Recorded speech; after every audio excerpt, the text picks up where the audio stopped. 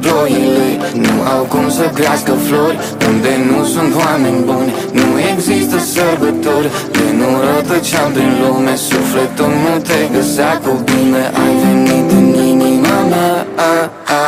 Fii poezie în viața mea, inima te recită fără cuvinte.